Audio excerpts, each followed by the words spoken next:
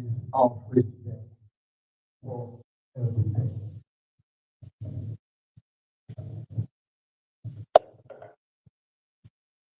Good afternoon, everybody. Good evening. Good evening, everybody. Yes. Yes. My name is Jay. I'm the president of the Haitian American Democratic Club for the past 4 months. And tonight, we're going to meet and we're going to have a great meeting and we're going to have a productive meeting.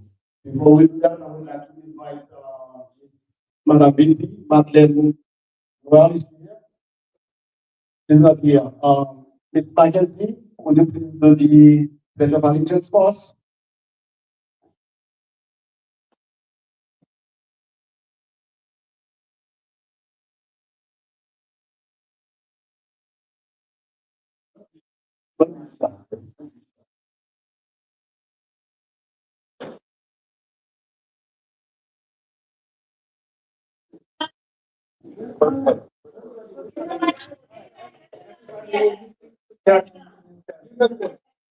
Pledge allegiance to the flag of the United States of America, to the republic for which it stands, one nation, under God, indivisible, with liberty and justice for all.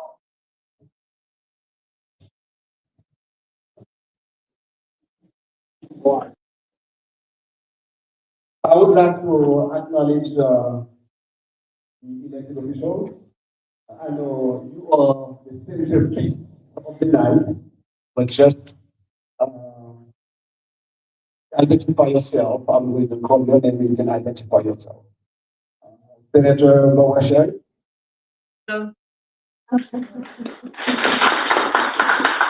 State Representative Mario Wilson.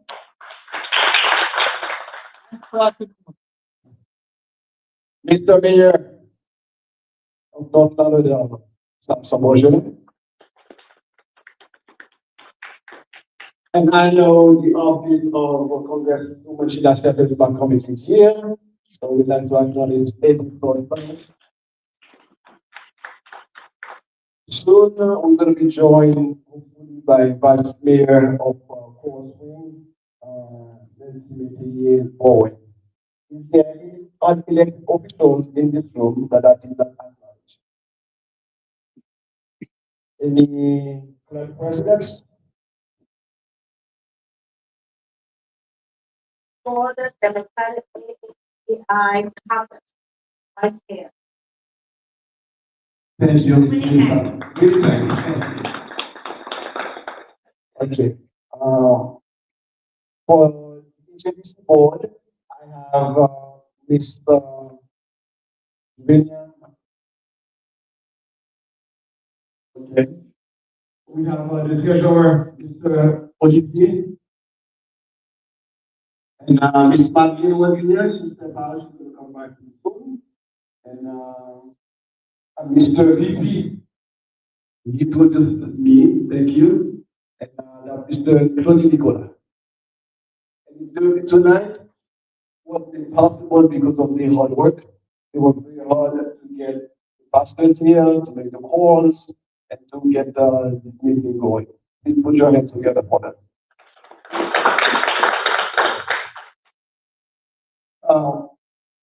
Tonight, we took the initiative as HADC to gather with the faith leaders of the community because we have a challenge in the immigrant community where we have immigration crackdown, we have separation of families, bunch of problems. So tonight we are here to have a dialogue with the faith leaders and the elected officials. Because the elected officials are in this situation, they can give us the overview of what's going on in Washington or in Dallas. And we are on the ground. And the faith leaders are the headlights of the community. So they are here as well to give us a point of view, and we can have an open dialogue of what solution we can bring to the different issues that we are facing in the community. So I'd like at this point to call Mr. Mayor Bonjolet to take over from me. He'll be doing the moderating of the evening, taking the questions, And being the question to the right elected officials. Thank you. Just to stand here because I wear two hats. And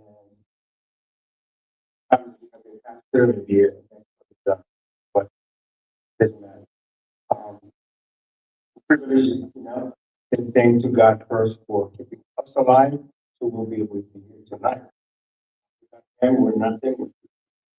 Um, when I walked in tonight, I was scheduled to work, knowing who's going to be in this audience, looked like it was a church on Sunday morning, except that pastors, mayors, or senators, or anybody else, or any elected officials, they showed up at the same time, or at the same time. The question would be, usually what happens? Who's going to preach? A lot of people here who did. Um, Second question, who would be collecting the offering? You gotta do that. You want to do it? But it's not going to happen there. And the third one, who would be saying amen first? Third people. So whoever chooses amen first, be the first one to do that. Okay? But tonight is not about the titles. It's not about one person's voice. It's all of us here. All of us have some faith, and we are faith leaders. Also, we are community leaders. We are elected officials. So we're sitting around the same issue, the same table. So I'd like to say that community leadership is a little bit like that we do many times. Everyone brings something. Some will bring rice, grill. Some will bring fried chicken. Some will bring salad. Some will bring bun pizza. You're used to it. Some will bring something. And sometimes most people allow them to bring only just napkins or something. Bring themselves. So whatever you have tonight, that's what we're going to be discussing. But the truth is, but everybody's bring what we can. The table is full and everybody can eat. Let's treat this community. You're going to bring your ideas. You're going to bring your experience. Bring also your challenges. And this is not me. Let's put them on the table because if we each bring something together, we will leave with more than. And speaking of everything that everyone brings to the table, we are blessed to have leaders who bring their dedication, their sacrifice, and their vision for our community. Uh, I always want to say Brother Jay, but he introduced some of them. I just want to do it again. It's so important. We have men and women who carry the responsibility of making sure that our collective voice is heard. So I want to recognize them properly again. It's unfortunate, well, we don't have Congresswoman Sheila Jeffries here with us. But again, stand up again. Stand up again, going on that little bit. Because our Congresswoman issued the campaign in Washington for healthcare, immigration reform, and economic justice, among others. And we have our state senator, Barbara Sharif. One more time, please stand up. She's a proven leader, dedicated to healthcare, small businesses, and working families, and a lot more. And we want to bring those things. Someone I have to say I'm learning a lot for that person's dedication there, the way that person takes I would say policy for public service to another level. It's a good friend, sister, I would say, um, my state rep, Mary Wilson, said that really there's not enough work to start her, but she is a tireless advocate for equity, for compassion in immigrant families, and definitely the tip of God. And we have respected Vice Mayor Anthony Bowen of Four Springs. She's not new. She's a rising star, depending on voting rights and the environment and equity. And together with you, I am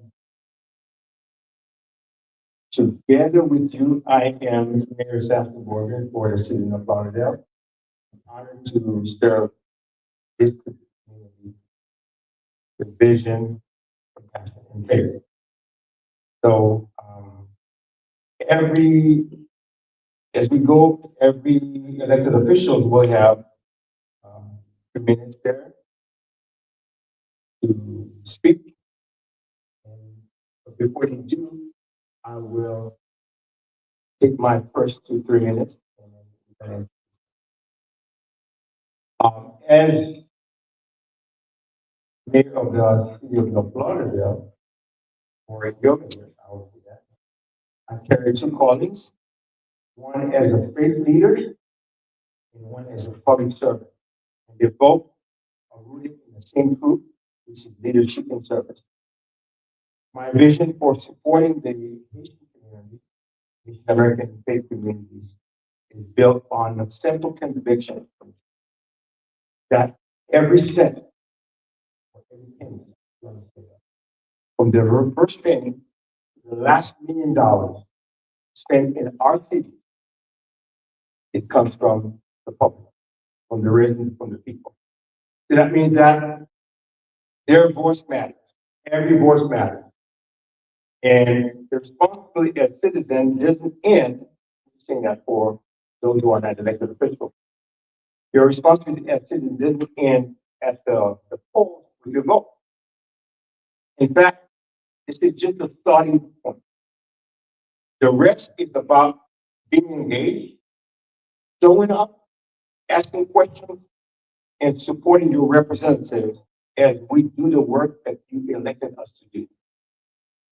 And I want to see a community that where we no longer sit on the sideline.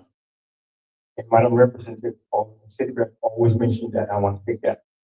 But step into the decision that affect our families and our future. So where residents are not passive observers, but they're active partners. So where faith leaders do not just pray for change. Faith leaders don't just pray for change, but we need to join hands to make change happen. It's too many times we say, well, politics, we're not part of that. Well, if you're not part of that politics, then what are you there for? Okay, so if we do that, if we work together, stay engaged, keep each other accountable, then housing pressures, immigration challenges, and youth opportunities and economic struggles will not defeat us because the strength of this community, of our community, has never been in one person, but in all of us as united. And that is why we are here tonight to listen, to share, to act, and to make sure that the next chapter we rewrite together will be stronger than the one before. As I said, we're going to introduce the leaders will speak. We're going to introduce the guided discussion. Um, there are three guiding questions we'll be asking. And one of the greatest challenges, as far as the national concern, faced today, what social support do you need from elected officials? I can work together across denominations and differences to strengthen our community. But to frame the position here, um, before I answer the other one who speak, our community is carrying out urgent burdens like immigration crackdowns are dividing families, housing costs are pushing people out of their neighborhoods. Churches and small businesses are being stretched thin, and our youth need strong support and opportunity to thrive. So these are not just statistics, they are realities felt in our pews, in our streets, in our families. Tonight, we will not just list this problem. Together, we will. Um, I'm gonna go with that. My original, Mr. President.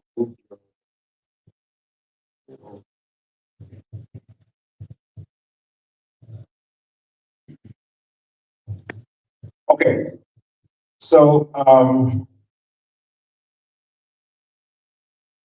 it's gonna be open discussion with the pastors, please, wherever we are here, and those three kind of persons are gonna be there.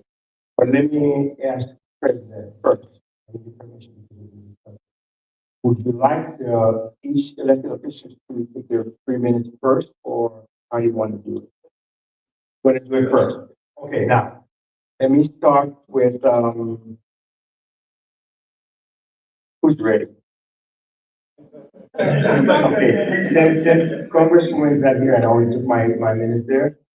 I'm gonna recognize State Senator Barbara Shirley, District 35. And here, Father, please, thank you.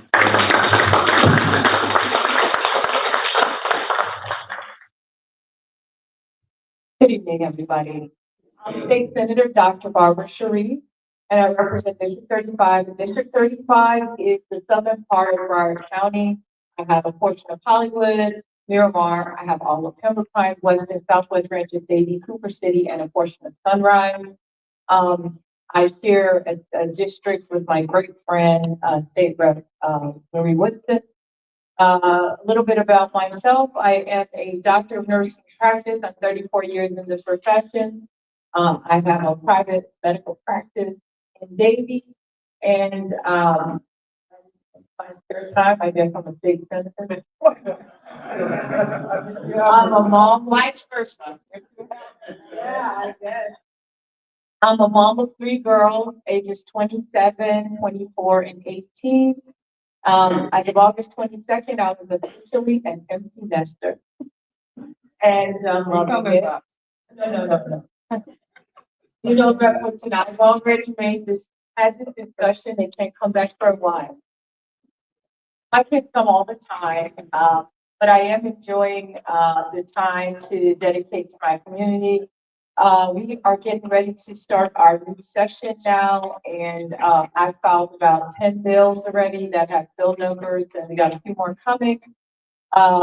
Busy legislative session is going to be coming up. We are busy working on appropriation for our community. That's bringing dollars down to our seniors, our kids, our youth programs. Basically, a little more about me. I served as the first African American female mayor of Broward County. Was a county commissioner and also a city commissioner for the city of Miramar.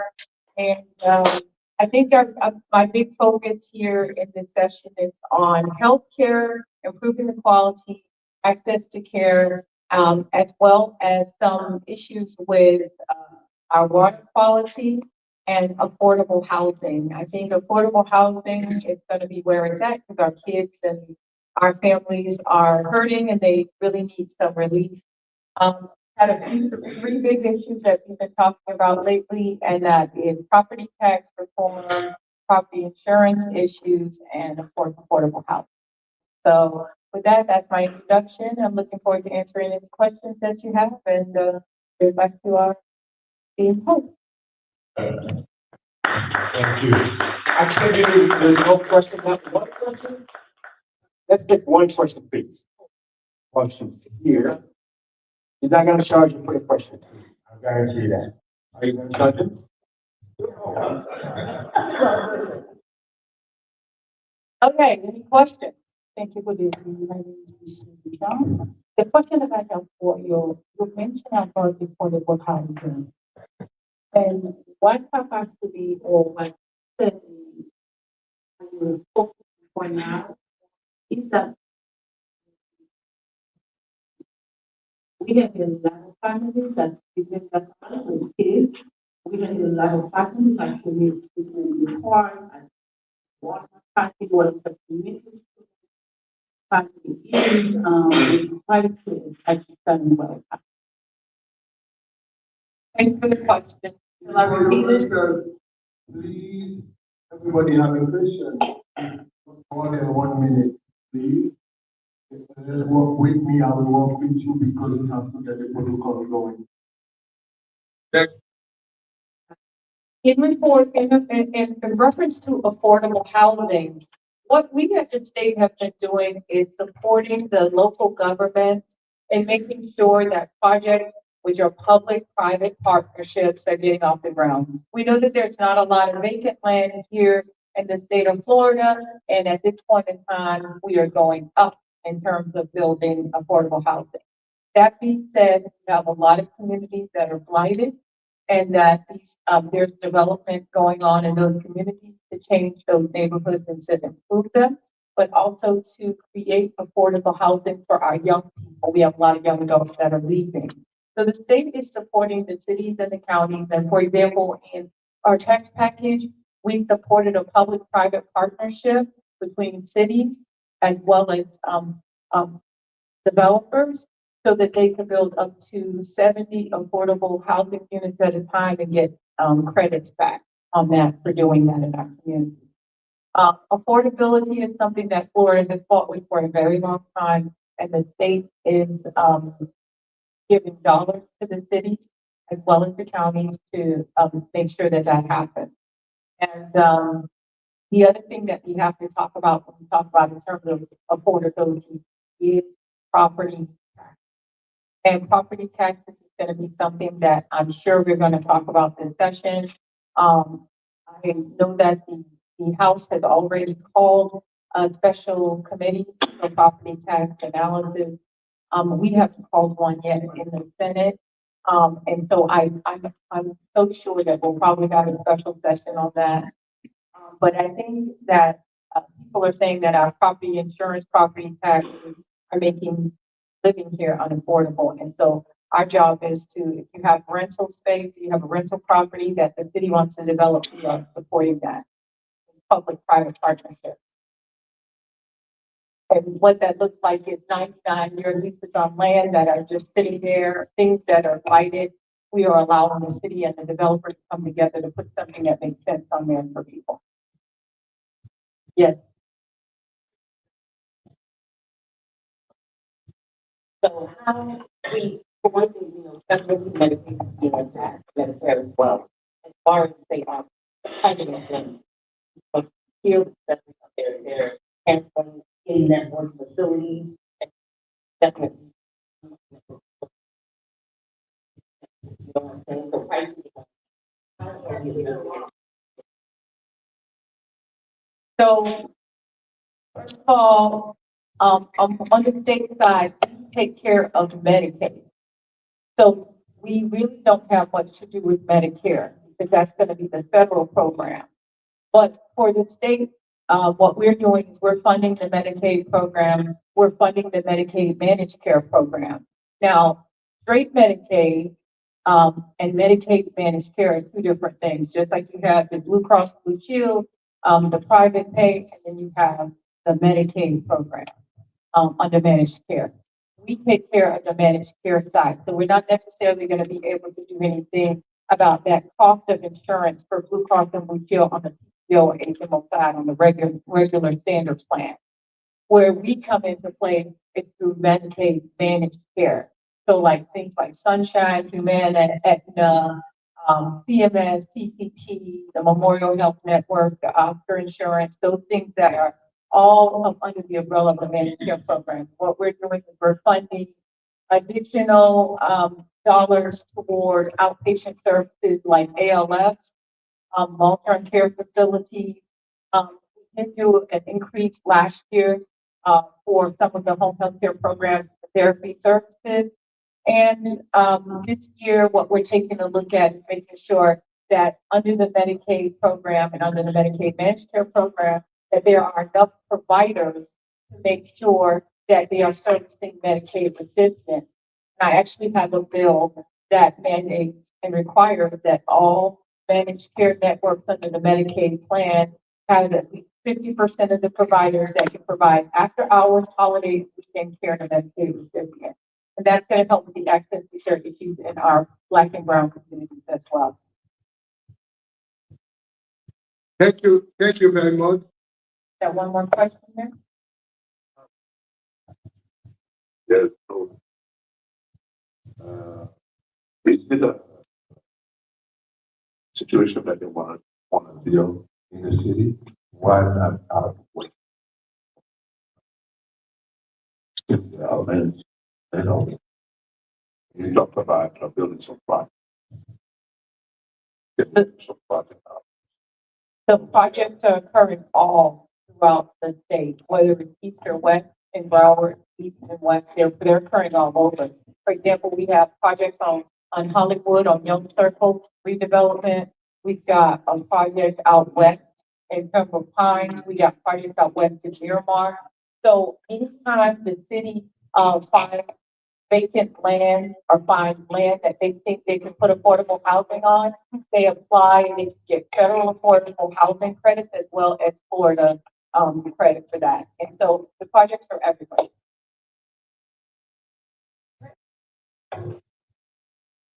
Thank you. Give me some a run of applause. I don't want to be fired from my role here tonight, so therefore I'm going to go back to we're going to keep going with the elected officials, but the questions will be done after questions to allow them to speak. Okay, are we okay with that? Yeah. No, if we're going to say yes. Yeah. Thank you very much. Appreciate that. Okay, now, our very next one is a dear friend, I said dear friend family, visitor representative. First of all, let me say thank you for your resilience, for your boldness that you have, for encouraging your strength, determination to for us to know how to transform our communities through your leadership. So I want to make sure you get that with you. Thank you for what you do. You prove it in our community here and outside of the other community. Okay, so thank you very much. Now, I want to continue with this person who is a beacon of hope for immigrants, as you mentioned that earlier, and their families, and work hard every day to make our state of Florida, our community, more inclusive and just. Let's put our hands together for our state representative.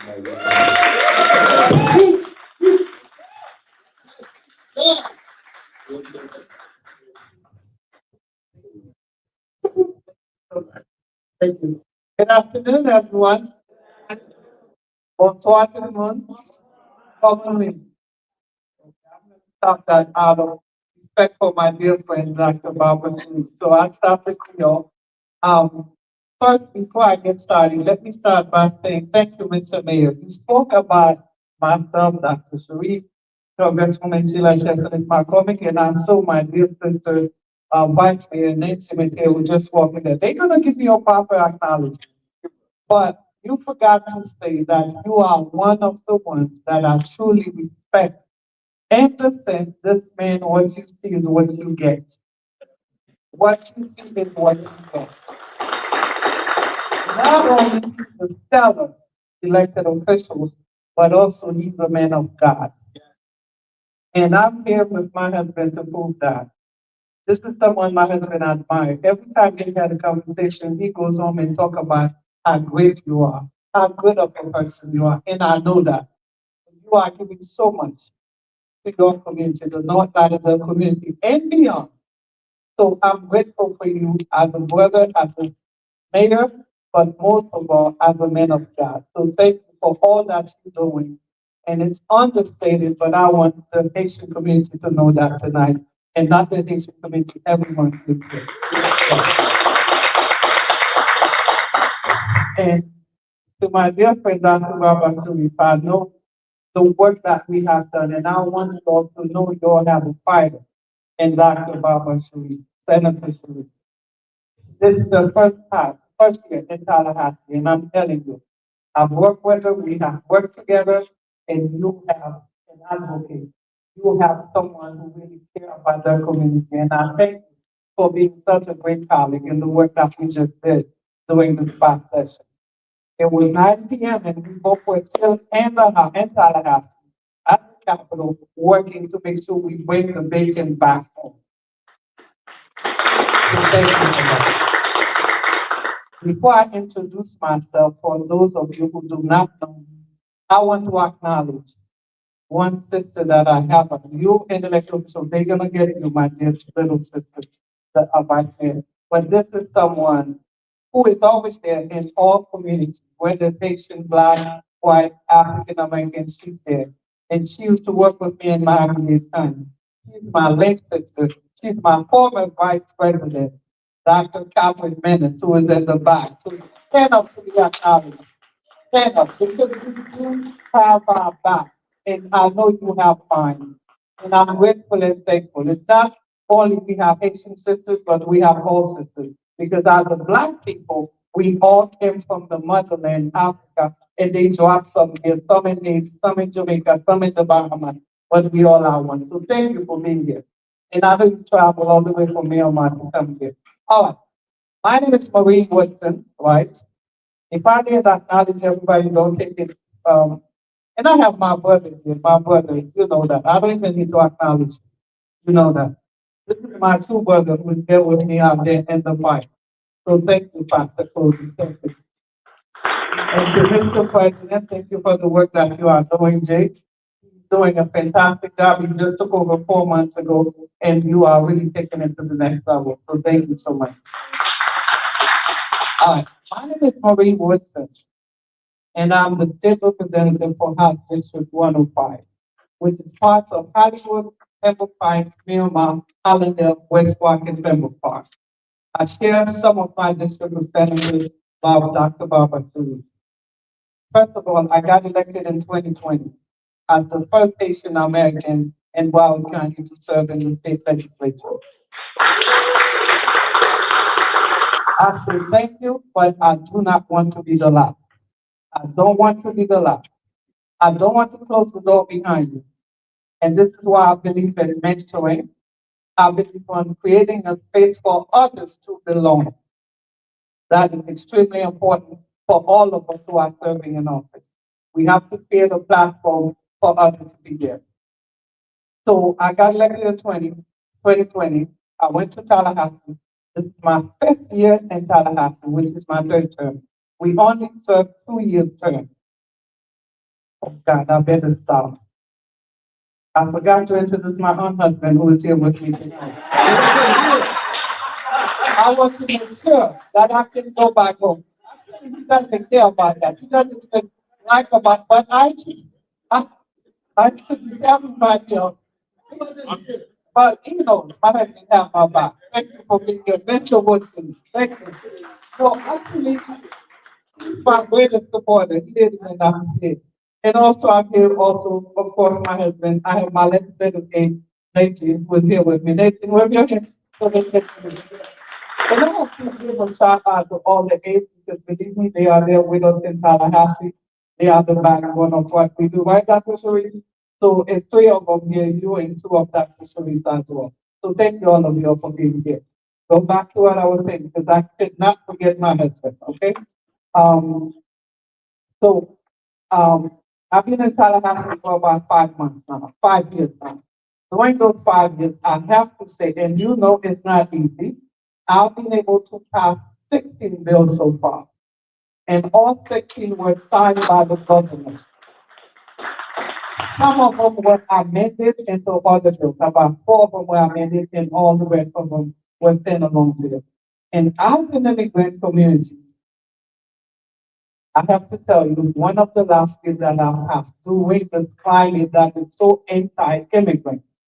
One of them was for immigrants, and the governor signed it. That was recently in March, right? It was signed by the governor last March, May 2025. And basically what this bill does, you know how they take an advantage of immigrants. Some people are posing like they are lawyers. As an Asian American, as an immigrant, I owe it to my immigrant population to work also and pass good policies that can help my community as well. So the bill would penalize people who are posing as lawyers, taking money from immigrants who are working very hard, taking money from them and don't deliver. If you're taking the money, you have to make sure that you are doing the right paperwork that they can get what they deserve as opposed to taking money from them and don't do what you're supposed to do. So that bill would have penalty up to jail time to someone who is doing that in the community. So I'm so glad that the governor signed that bill because a lot of people did not expect for that bill to be signed, but it's signed and it's into law. So if you want to hear what did I do for the immigrant community, they are always in my mind. I'm always thinking about what to do next. But knowing that immigration is a federal issue, now you're seeing that the state of Florida is taking it like it's a state issue or it's a county or local issue. We are working as elected officials to see what can we do. Because when I went to visit the Alcatraz prison that they built for my immigrant brothers and sisters, it was heart-wrenching. I saw people looking like they're in cages. And this is why we have to continue to fight in Tallahassee. But I'm here to tell you, we don't have enough people in office. We don't. Because out of the 120 that you have on the House side, which is on my side, it's only 34 of us versus 86 on the other side. So you do the math to see how hard it is in Tallahassee. And besides passing a lot of bills, I passed bills for children who are aging out of the foster care system. I passed bill on homestead exemption for you to get an additional homestead exemption for people 65 and over. I passed bill for seniors. I passed bill for veterans. Any veterans in the room? Pague veterana? Okay, pague problem. I pass different bills in Tallahassee. I don't focus on just one subject. I focus on several subjects. Besides passing bills, I was able to bring money down into the communities that I represent. To of every year that I go to session, I come back with money. Every this year, we both worked very hard and we were able to bring money to Miramar, to Hollywood, to Pembroke Pines, all the cities that we represent. So when you hear that we in Tallahassee, we are really working hard, fighting for you, fighting for the people who sent us to Tallahassee to represent them. So I have two children, like Dr. Sharif said, you have three girls, right? I have two. I have a boy and a man and a woman. I don't call them boys and girls anymore. A man and a woman. And I believe, besides being a mother, I work for this community because the work, you put your trust in me, even though you're not in my district. I see some people here who are not in the district, but they have helped me to be where I'm at. And I'm grateful, I'm thankful to you, Pastor Patrick, Father Patrick Charles also. I need to acknowledge it because when I was running, I went to his church and he took me with open arms. So I thank you so much. I see Sylvia also who has a radio station and a TV show. Sylvia, thank Rebecca. I take a lot of much. Thank you so much for being here as well. Those are people who really help us when we're running for office. We are there for you and making sure that we are in the seat. You tell Louis Nicholas, I saw her walking as well. She's a sister of mine. She's the president of the Plantation Democratic Club. So thank you for being here as well. So I'll say all that. I'm here to help you. I'm here to serve you, not only help you. And I know we have pastors here. This is a time where it's very critical for us to come together as a community. And the church must be very involved in what's going on. The church must be very involved with what's going on. We are living through some very difficult times right now. Very difficult times, especially for our immigrant community, but not just our immigrant community. Everything that impacts our daily life. Everything is at stake. So if we don't wake up and start putting each other in a different part, saying, I'm Haitian, I'm American, I'm Jamaican, I'm this, I'm that, guess what? It's going to be worse than the way it is now. This is the time that we need to come together. I know this is not about party, but I will tell you, when President Biden was in charge, and I don't care who is mad at me if I say it, I do not care. When he was in charge, the climate was not the way it is now. It was not. And we have to agree to that. No party is perfect. I'm not saying the Democratic Party is perfect. And I'm not saying the Republican Party is perfect.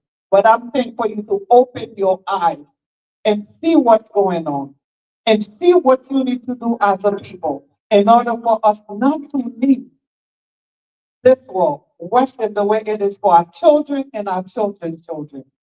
We need to understand what's going on. And we need to take things into our hands and do what we need to do. And don't criticize, but see what you need to change, make your own decision, and work hard in order to change our community. Thank you so much.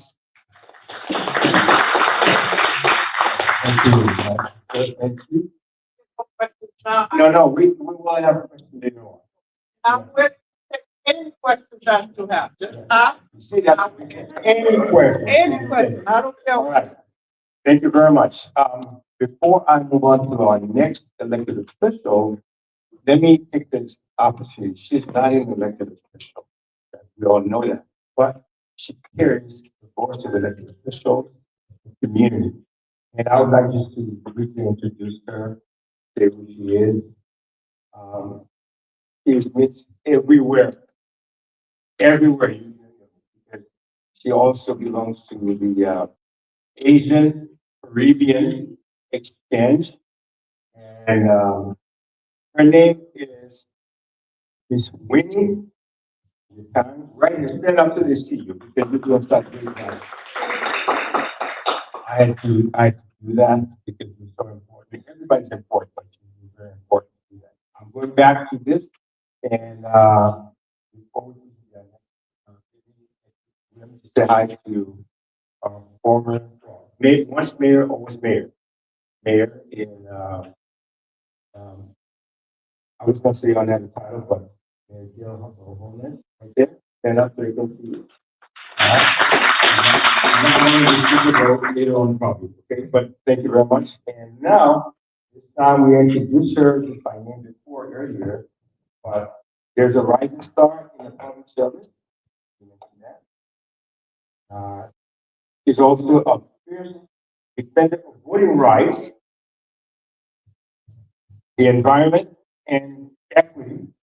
So she brings fresh energy and an unwavering dedication to making her city and our country and our community a better place for all. Please put your hands together for our Vice Mayor, Nancy Mandy, of Ford Street.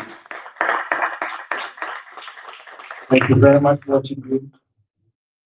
We'll be back to see you on the floor. And you can put your hands for it again. Lave bom dia avec nous. Não passou outro dia, não. Lave bom dia avec nous. Alright. My name is Nancy Mete Bowen. It's my chief job for Coral Springs. Good evening, everyone. I am Nancy Mete Bowen. I serve as the vice president, I almost said vice, I just gave myself a promotion. I'm the vice mayor of Coral Springs. It is truly an honor and privilege to be here in the presence of you all. When Sepiti Communidad, he said, I'm a fierce young leader. I think I am really tired. I don't have as much energy as I used to, and hopefully we'll get younger folks into this space doing this work. So yes, really, really, really. But like Woodson has said, I definitely want to follow protocol and acknowledge some of my colleagues in the room who have served long before I stand on their shoulders.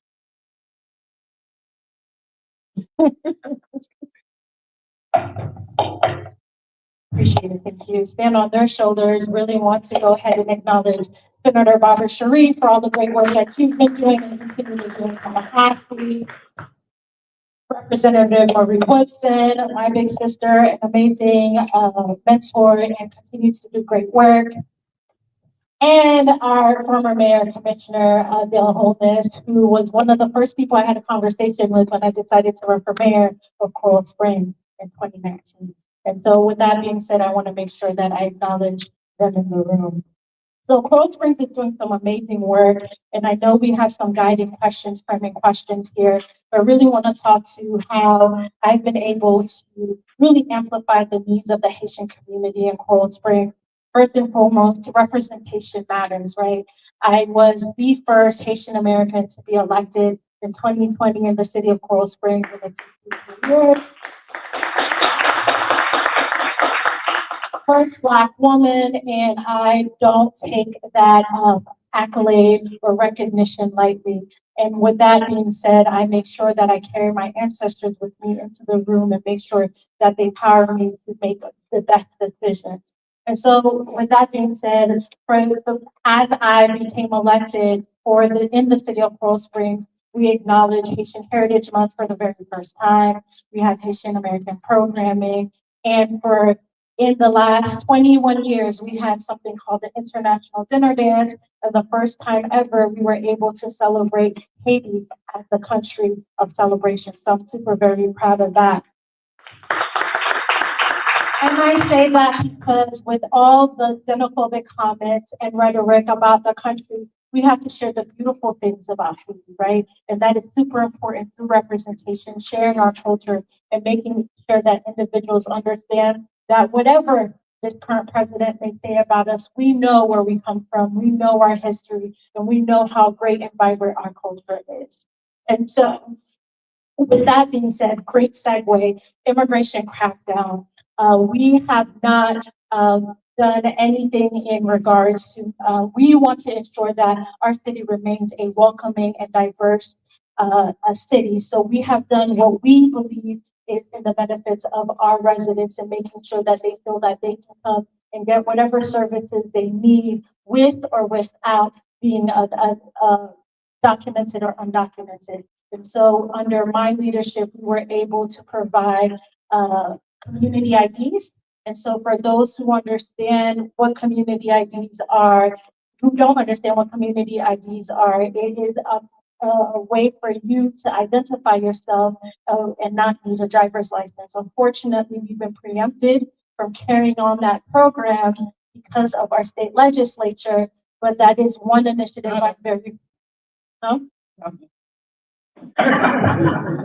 We know not you. I know you were on the floor advocating for it. But if you are undocumented, if you want to open up a bank account, pick up your child from school, you need some form of identification. And unfortunately, with the new laws, we need to have the new license with the star, et cetera. So that program has gone away. In terms of immigration, we work very closely with Florida Immigrant Coalition to create pathways to citizenship. So if anybody here who wants to become a citizen or needs help with their TPS, free of charge, you work closely with Florida Immigrant Coalition to provide those services for you.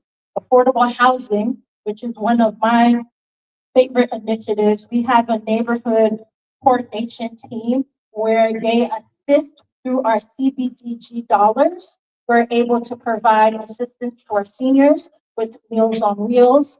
We are also able to provide, if you can prove that your rent has increased by a percentage, we can provide our CBD dollars to assist with rental assistance. We also are very proud that in collaboration with Habitat for Humanity, we have built 13 new developments in Coral Springs for affordable housing, first-time home buyer program. And through our first time home buyer program, we went from $50,000 to $80,000. So you're able to become a home buyer in our city. We also have a foreclosure program. If you are experiencing foreclosure and can prove that, we are able to assist you and provide dollars to help prevent you from going into foreclosure or provide support for you.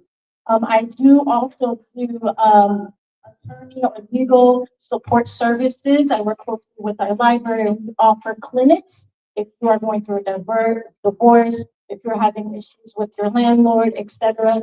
These are ways for you to get legal assistance free. And so if you would like more information about that, I'll be more than happy to share that with you. And then what you all have been waiting for is the Economic Development Initiative. I'll leave all this information for you to take pictures and share it with the pastors. So for those who want to create a business in our city, we have a permit and impact fee grant program. So you are able to come set up a business and we provide development fee assistance to encourage you to come and bring your business to Coral Springs. We all know there's an upfront cost in creating and building a business, and we want to really eliminate some of those barriers for you. We also assist with exterior improvements. So if you already have an existing program in Coral Springs, if you already have an existing business in Coral Springs, we help with the upgrades in your building. So that's exterior and exterior. And you all are pastors, correct? So that is a form of a business. So if you have an exterior issue, you qualify for this loan. We have a demolition assistance program as well.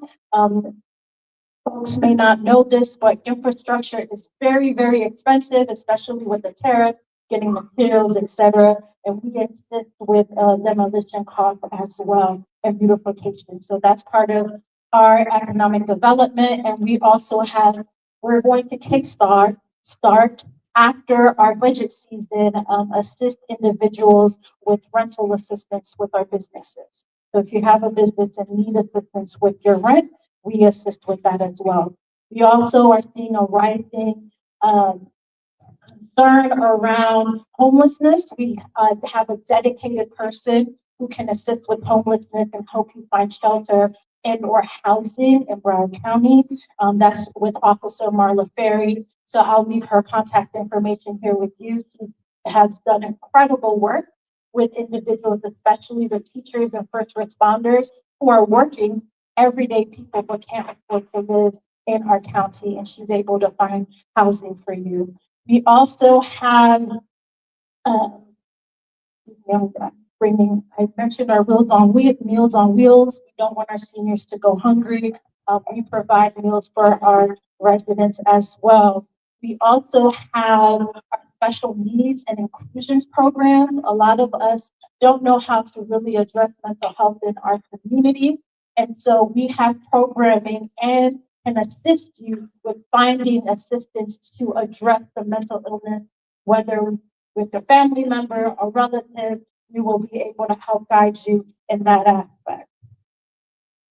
And then I have this flyer here that provides you with all of our great things that we're doing with our economic dollars. And there are grant dollars out there. Please don't be afraid to go ahead and ensure that you sign up and get those dollars for you. And then again, I mentioned our housing. I'm going to go into our civic engagement needs. I wear many hats. We are in voter registration week. Make sure you encourage your family members and your colleagues to register to vote. Unfortunately, you won't see people out there helping you to register. You have to do it on your own. Register to vote, go to your local SOE, get the pamphlet, sign it, and then put it in the mail. We all know that after each election cycle, you are purged off the list because if you are voting by mail, you have to re-register yourself every cycle. So make sure you remember when you register to vote, you also check to vote by mail as well. That is very important. And then I see some folks started writing about our affordable housing initiatives. I'm leaving Natalia's cards here so you can reach out to her directly. So with that being said, I really want to emphasize, I don't know your needs unless you communicate with me. So I have office hours every second and fourth Thursday of the month from 3:30 to 5:30 p.m.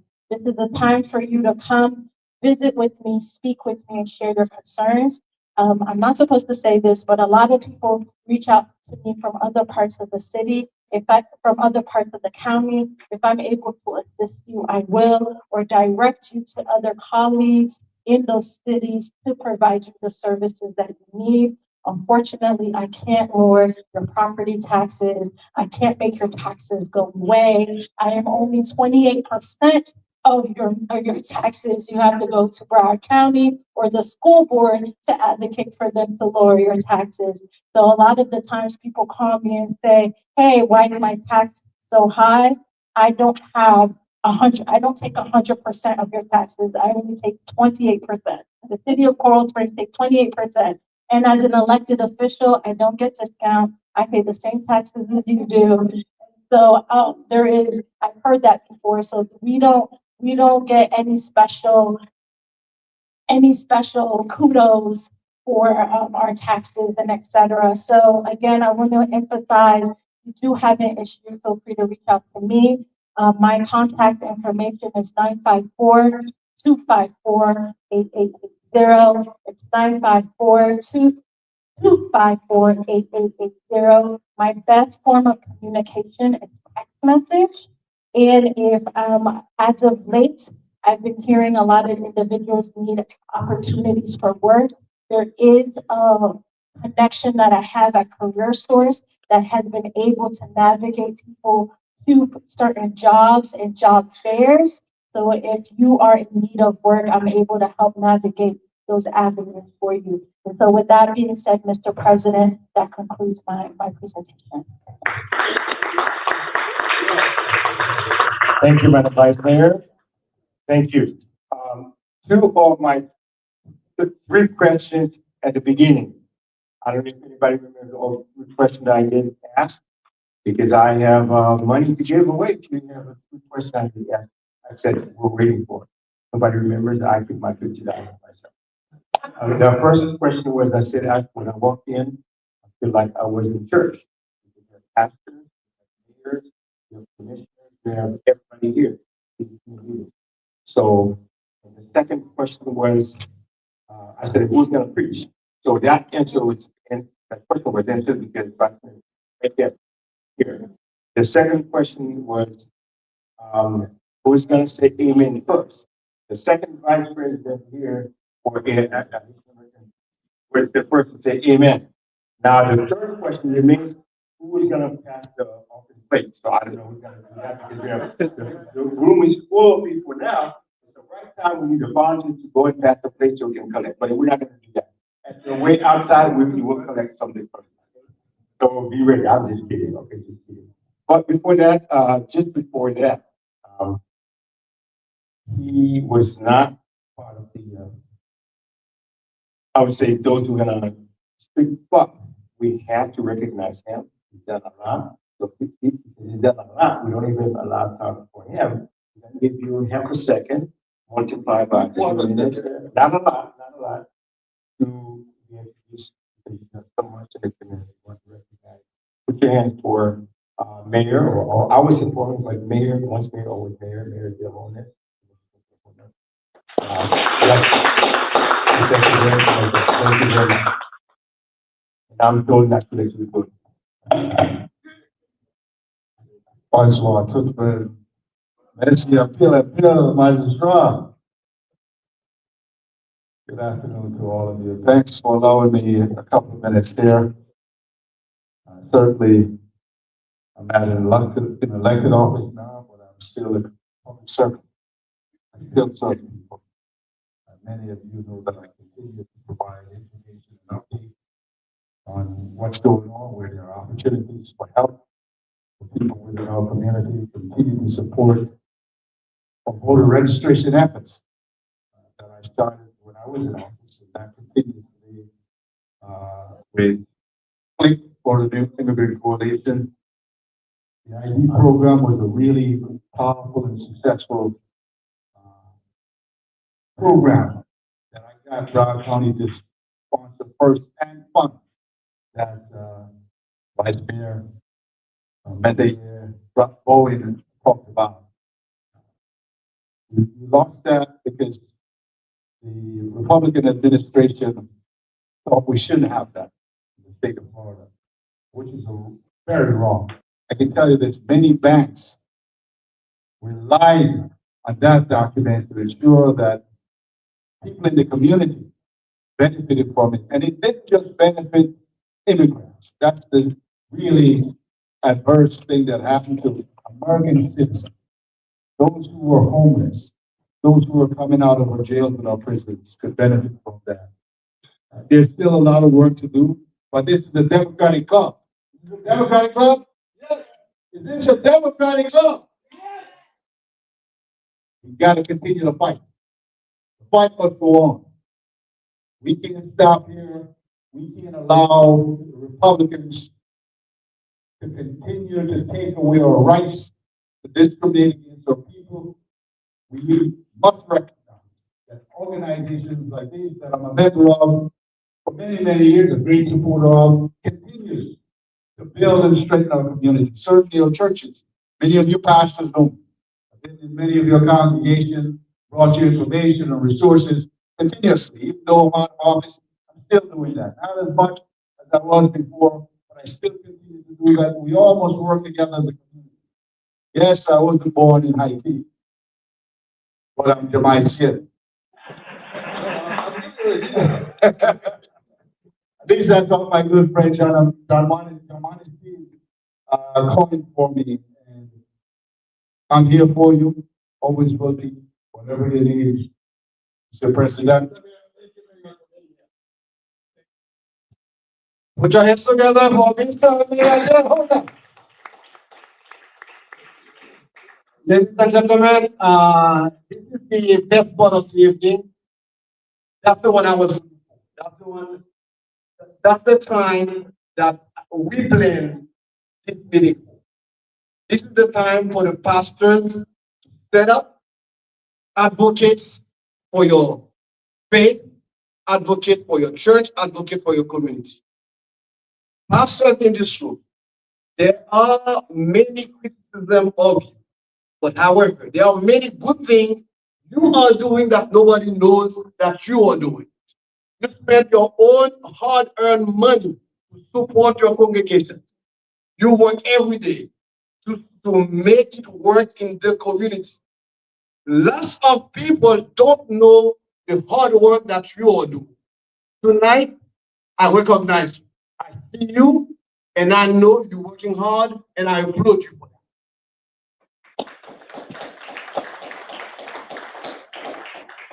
You have the opportunity tonight to speak to the elected officials. The reason we're here, we know each one of you know each elected official who is here. Everybody knows Maya Woodson. Everybody knows Senator Sheriff. Everybody knows the mayor. Everybody knows Mr. Leonis, mayor.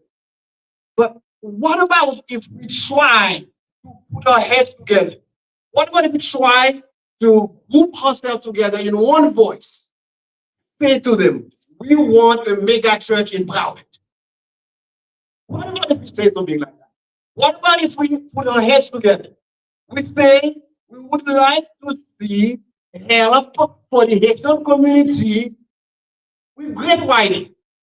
Why is it that each pastor has to look for a great writer to help them with the process? This is a process that's very difficult. This is the process that's very time consuming. What about if we put our heads together and we say we need an accounting firm not just one accountant for the entire one church has one, Pastor Petty has one, Pastor Osdak has one. Everybody has their own accountant. What about having an accounting firm who knows how to treat churches and be able to do the paperwork for you? There are small churches, organization, there are big ones. The big ones might hire one accountant. But what if we group together and say, we want an accounting firm that can take care of all of us? We have to stop thinking as one. We have to stop thinking as one. And the reason we're here is because HHS, with the guidance of great leadership, like Guidel with Nicola, like Onsika, like Ronald Sure, like Claude Louis, those pioneers were here before us. That's why they created this club, and that's what we are trying to do. We're trying to put this community together. We cannot allow the pastors to be divided by congregation, by denominations. We all have to work together. I don't even care for whom you vote last time. What I care is how is the community is doing. If the community is doing bad, we are doing bad because your churches are empty right now, isn't it? Okay, it's empty right now. Now, we are at a time. We're not going to blame anybody. We're not going to point fingers, but we're going to work hard. We're going to work hard as one. We cannot work hard. This pastor is doing his own stuff. This one is doing his own stuff, and we cannot work together. There are criticism out there. Pastors only see themselves, their own pocket. I don't believe so. I don't believe so. But the image is there. We have to wipe that. Pastors are not looking for the for the church world because education is very important. Technology is very important. What are we doing about technology at the churches? What are we preaching? Are we telling people out there go and fight for themselves, or let's fight together? There are so many strategies out there that we can use.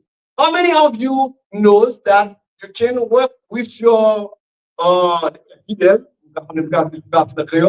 to have a financial firm, a bank, a financial institution to come in there and talk to everybody and then try to get life insurance?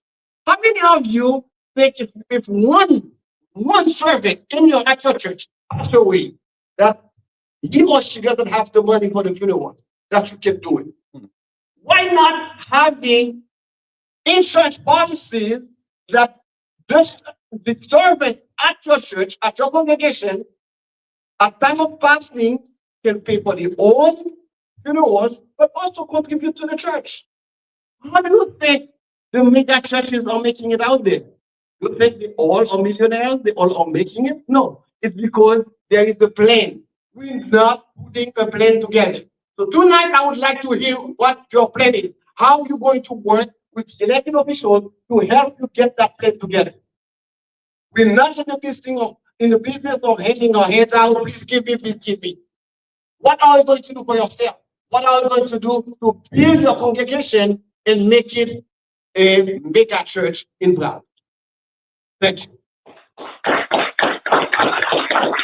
Excuse me, please. I'm hospital somebody special for me. Pastor Petit Frere. I remember my mom taking a leave business from my mom. I remember my mother used to go to church with your mother. Mwen sou la montagne ensemble. Je ne pas capable de passer au frère moi. Moi, Paul son you got the microphone. Thank you so much. I know a lot have been said, but I don't want to miss this opportunity tonight to ask you one thing that I want to ask you before I leave here. How many pastors do we have in the room? Pastors and priests. Oh. All right, stand up, please. Every single one of them. To be up now. Stand up.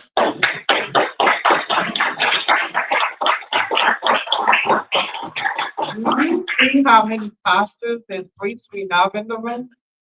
4, 6, 8, 10, 11, right? And that's it. I said pastors and priests. I would not forget the priests. I'm a Catholic myself. Okay, all right. So we thank you so much for taking your precious time to come here tonight and talk to us, elected officials and people of the community. We are grateful and thankful for what you're doing. But this is a time, you can sit down. Thank you so much. Thank you. This is a time that we need to come together with you more than ever. My question to you, as pastors, as men of God in this community, we have an election coming up, right? This is not about church. This is not about politics. This is about us coming together as a people. And you have a congregation in your hands, right? And you know how critical this election is in the state of Florida.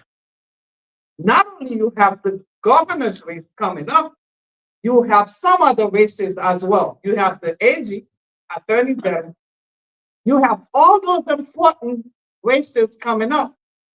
As pastors, I don't want tonight to be the last conversation, Jim. Okay? I don't want this to be the last conversation. But we want to talk to you to see what is your plan. I mentioned to you, we are in the super minority in Florida. Super minority.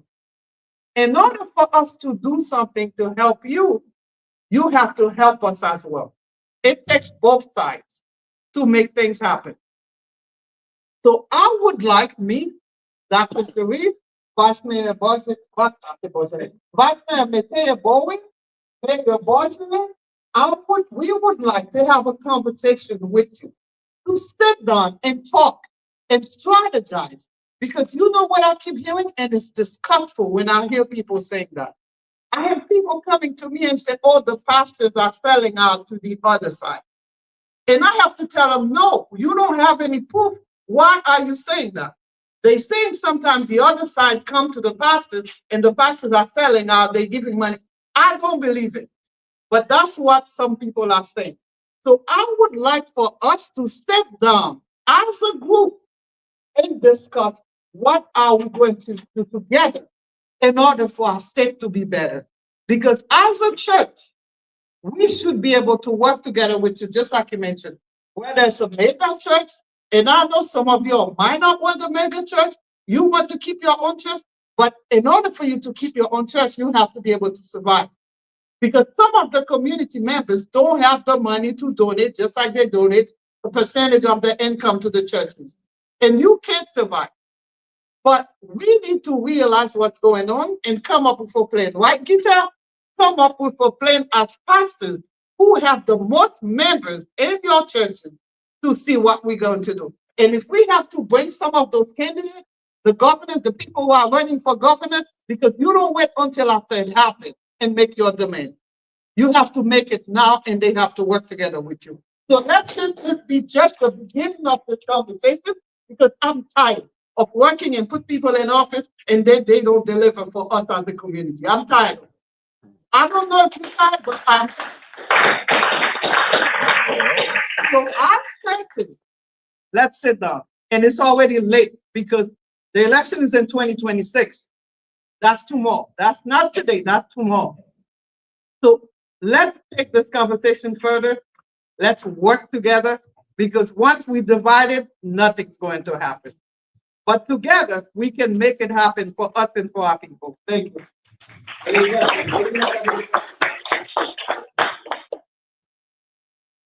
Thank you, Rep. Woodson. I truly appreciate your tenacity and really sharing when people need to get involved.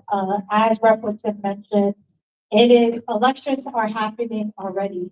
We already know who's going to be on the ballot for governor, who's lined up for Senate and our state rep, and redistricting, the possibility of having a conversation about redistricting. So for many of you all who are trying to get involved now, I recommend you pulling up a list around our legislative. I know you all have a legislative discussion where you all can go and really advocate. There's public comments where you all can go and share comments in regards to what you want to see in the budget itemized budgets in Tallahassee or in your local municipality. We are in budget season now. I'm not sure if your municipality has already voted on a budget. We have not voted on our budget. For you all who are looking for financial assistance, we do provide line items for certain nonprofits, or we can put you in contact with our foundations so you can get that assistance that you need. There is a lot of fear in our community right now, and we are leaning on our faith leaders to really hone in and help minimize that anxiety and really pivot them to where they can get the resources that they need to thrive. A lot of people are afraid to go to work, send their kids to school because of everything that is going on. And essentially that falls on our backs because we are just one person. We have minimal staff, minimal resources because of the budget cuts. So we're really relying on you all to make sure that there is safety nets. If you want to create a food pantry, I'm happy to connect you with Feeding South Florida.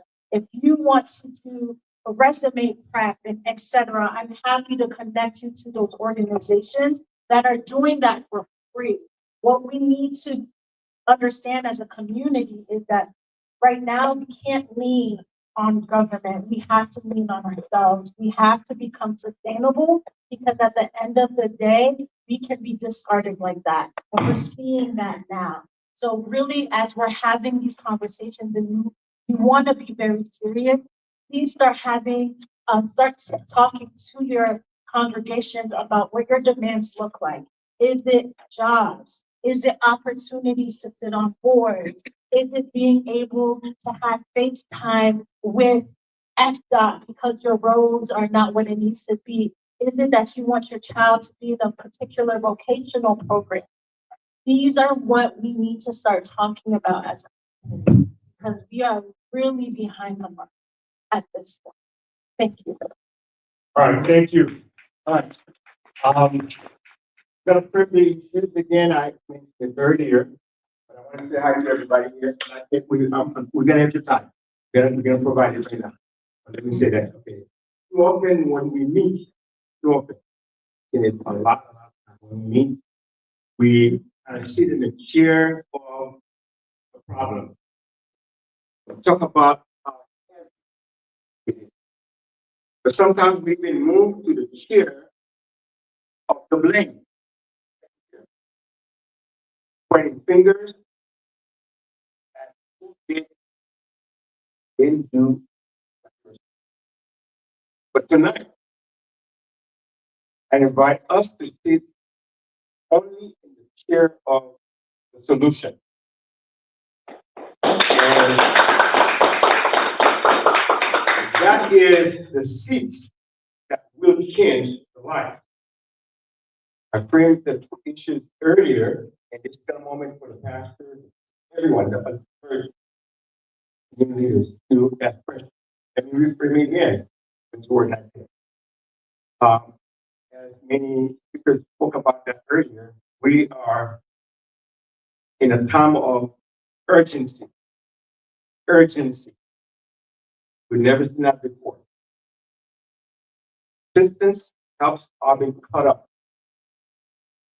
And things are, to name some of them, the community is feeling the weight of immigration crackdowns that are on TPS, humanitarian parole, and deportations are tearing families apart. Another bigger issue is affordable housing pressure. There's too many people in many cities, in all cities of in our community. They cannot find or keep a stable place to live. In my city alone and many other cities, we see our own brothers and sisters in the street or educated beyond education. In the street, there's nothing we can do so far. Not that we can't, but we try to fight hard. We have economic challenges. Our churches and small businesses are being drained, stretched thin as they try to meet growing needs with limited resources. You may ask why I'm bringing those if you're only a leader of church. It's because the people who make the They're the ones suffering now. So therefore, they need assistance, they need help. So, and the community needs, we have citizenship drives, civic engagement, and support for our youth. It remains critical if we are built to build a stronger future. Uh, I'm not going to tell you what I have yet. I want to step aside for the pickup for the pastors and priests and all to talk about that. But tonight is not only about the listening to problems, it's about listening to you. This forum is built around your voice, and we want to hear directly from you about what is happening on the ground in your congregation, in your community. So to guide our discussion tonight, we will reflect on those three key questions. First one, what are or each is the greatest challenge or challenges that your community or your congregation like that faces today? That's the first question. The second one will be, what resources or support do you need from elected officials? And the third one is, how can we work together across denominations, across differences, to strengthen our community, not your community, our community. And so this is what we want to do today. And we're going to open the floor to pastors, probably limit the president, How many? The question is 1 minute, and I would like to have the first question addressed to Vice Mayor Christina Studio. And if you have any questions for her, please address the question to her. 1 minute question, and you might have 10 seconds for rebuttal. If you don't like the answer you got, 30 seconds to add your question. Any pastor for your question? Okay. You guys, please state your name and Thank you very much. Well, my name is Jean-Marie. Thank you very much for inviting me to be part of this. I don't read the question, but based on what you were saying earlier, talking about housing, 50 or 59 K. Question to you, that family member is there. My question to you, you didn't say there was a cap, because it should be, it's not any amount, so it's based on the income that you make. Okay, so what is the exactly, what is the So, uh, buying income is 125,000. Buying. combined, yep, that's the maximum. Okay, so now what because the house price, they give you a limit whether how much can you, if it's the cap probably 400,000, 500, what is the cap? So I don't have that information on top of my head, that's I know. why I left that these cards up there, so you can direct them to that individual, and they will be able to provide you all that information for you. But from my understanding, our MIA cap is at 125. Credit? Have that information, I know. that's why I have the cards there, but, I'm pretty sure they'll be more than happy to provide. I'm a realtor, and I've been working with a lot of Haitians, and I came from, I would say, in the box to come out, in the box to come out of the box. So because I've been working with different nations, other nations, but my time over. Well, And I just want to reiterate, if you have any questions about housing, I have the pamphlets up there, as well as you can take a photo of the card, and our staff is phenomenal and be able to get to all the. I have many questions, but no time. Okay. Thanks a lot. Remember again, the question we're asking you, the first one is, what is the greatest, or what are the greatest challenges? Greatest? The greatest.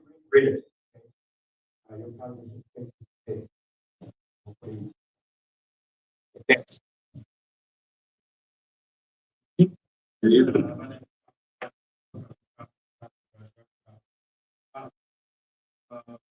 I first the Haitian American about the greatest need. I was faced with greatness asking. A man who came to my church He traveled from Brazil, originally from Haiti. He became blind. And it was a very difficult situation. Him and his son had been here over 3 years. And the problem that they have is they have no house. And I tried every means to see if I could assist him. He refused to go to the shelter. He refused to go get any type of assistance. But the problem was that he has no family locally to take him in. So his son is the one helping him, guiding him. But when the son goes to work, just leaves him everywhere. So it became a critical issue where our congregation assisted financially. But we couldn't do nothing else. So because we refused any other assistance. So my question is, with the need, especially for immigration issues, and the fact that we have 6 months before TPS issues the rise in February, what are the options, what are resources that we can offer? Because I know majority of the people in my church, not all of them can afford a lawyer. And I keep telling them you have to go see, I had a guy call me today, right? You have to pass on, you know. So there's a great need for assistance in our community when it comes to immigration. You know, resources that can provide health-related issues when people who are coming into the country, they don't have that kind of stuff. Thank you. Okay, who, elected official would like to answer briefly? Okay. Still starting, not finished. Say it again. Still starting. Yes. After you get. Okay. So there's a couple of things, in Broward County that can help that gentleman. So number one, the Broward County has a housing assistance program that puts dollars into, and it also has federal dollars as well. What we would do is he would contact, and I didn't know we were going to have this question. I think it'd be a whole other list of questions here. But we have a Broward County housing department, and I will give you that information as well. But they can, there's social services that can help them. We also, in terms of issues with if you need like legal help and things like that, they do have opportunities for you to speak with attorneys. We do have a legal aid program, but they don't handle like the immigration part of him staying here, but they will help him with getting access to resources. And we have also a social service department in Broward County that can help with things like food stamp assistance, getting meals, also job training. And so there is a lot of help in Broward for that. And I have an information guide that I created a while ago, and it's a book, and the churches in my area use it. And we are going to be distributing those copies as soon as we get them back from the printer. We just made a new version of those. And it has everything in there from small business assistance to grant programs to food assistance, housing, light bill, water bill assistance. So if you like, I didn't know we were going to get asked this question tonight, but we will send copies to whoever desires to have that. And you can use that in your congregation if you like to give people help. Dr. Sharif, we will work with you at the club level. Yes. That's the purpose of this meeting, so that we can centralize where the information is, so they don't have to chase every elected official. So we will communicate as well. And we can always be on the channel, and we will communicate as well, so we can make it available for them as well. Thank you. Even though immigration is a federal issue, say that again? Yes, 1 second. As the pastor just mentioned, with the shelter, the problem with the shelter, what I wanted to ask, they were talking, the problem I think, I was trying to say, the people are scared going to the shelter. They don't want to be called upon. I can't do it. To go back, before I even get to you, based on Well, that's what Dr. Sharif Dr. said, Sharif. yeah, going back to that. The state doesn't have, we don't have any money ourselves to put a program in. The way that it works, the state, we allocate the funding to the counties and the cities. And the counties and the cities are responsible to provide the help that you're looking for. However, Yes, the county has several programs that you can use, but also the city where the person resides prior to being homeless, you can also contact the cities. Not only Broward County, contact the cities. Most of the cities, they have a social service department. So you can reach out to them also. And if they don't have it, they can provide you with some list of social services, because there are some organizations that help. As well, legal aid, not just legal aid. There's a group of Haitian attorneys. One of them is Representative Dottie Joseph. They putting a group of attorneys together who would provide pro bono services. And I will get you that information. Nadine, make sure you give him my card. I'll get you that information. They're putting a group of, because we were asking for that. We saying we know a lot of our brothers and sisters do not have money.